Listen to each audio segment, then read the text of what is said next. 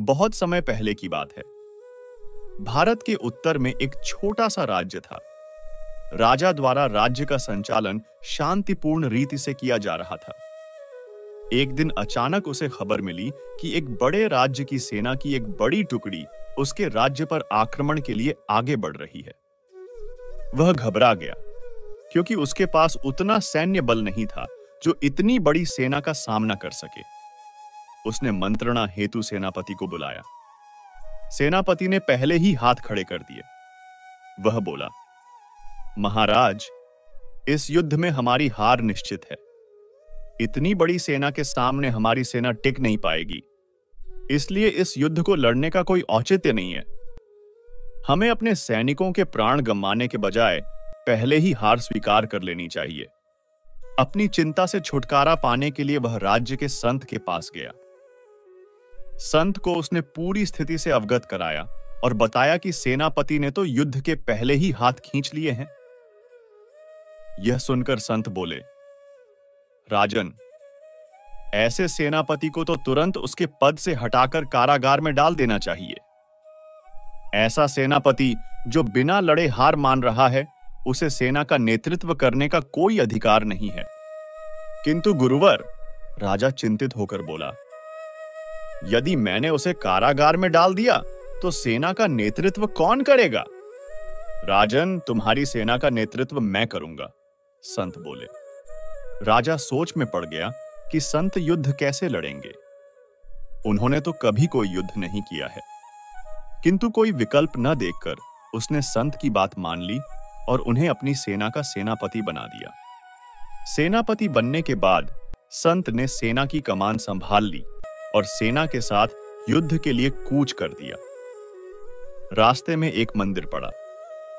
मंदिर के सामने संत ने सेना को रोका और सैनिकों से बोले, यहां कुछ देर रुको, मैं मंदिर में जाकर ईश्वर से पूछकर आता हूं कि हमें युद्ध में विजय प्राप्त होगी या नहीं। यह सुन सैनिकों ने चकित होकर पूछा, मंदिर में तो भगवान की पत्थर की मूर्ति है, वह कैसे बोलेगी?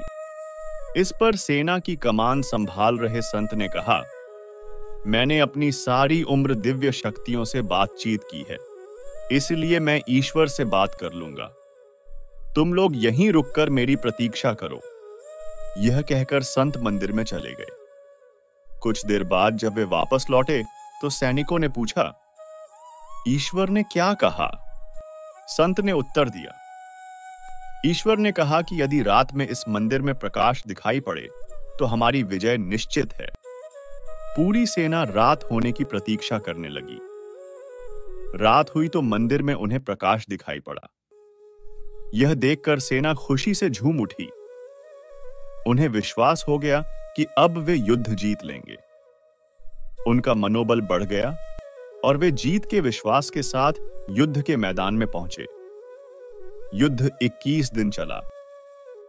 सैनिक जी जान से लड़े। फलस्वरूप उनकी विजय हुई। विजयी सेना के वापस आते समय फिर वही मंदिर पड़ा। तब सैनिकों ने संत से कहा कि ईश्वर के कारण हमारी विजय हुई है, आप जाकर उन्हें धन्यवाद दे आएं। संत ने उत्तर दिया, इसकी कोई आवश्यकता नहीं है। यह सुन सैनिक कहने लगे, आप कितने कृतज्ञ हैं।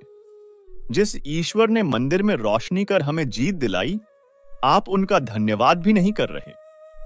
तब संत ने उन्हें बताया, उस रात मंदिर से आने वाली रोशनी एक दीपक की थी और वह दीपक मैंने ही वहां जलाया था। दिन में तो वह रोशनी दिखाई नहीं दी, किंतु रात होते ही दिखने लगी। दीपक की रोशनी देखकर तुम सबने मेरी बात पर विश्वास कर लिया कि युद्ध में विजय हमारी होगी। इस तरह तुम्हारा मनोबल बढ़ गया और तुम जीत के विश्वास के साथ युद्ध के मैदान में गए। हमारी सोच ही आगे चलकर वास्तविकता का रूप लेती है, इसीलिए अपनी सोच पर ध्यान दें। सदा सकारात्मक सोचें ताकि सकारात्मक परिणाम मिले। यदि आपको हमारी कहानी पसंद आई हो तो हमारे चैनल को सब्सक्राइब करें।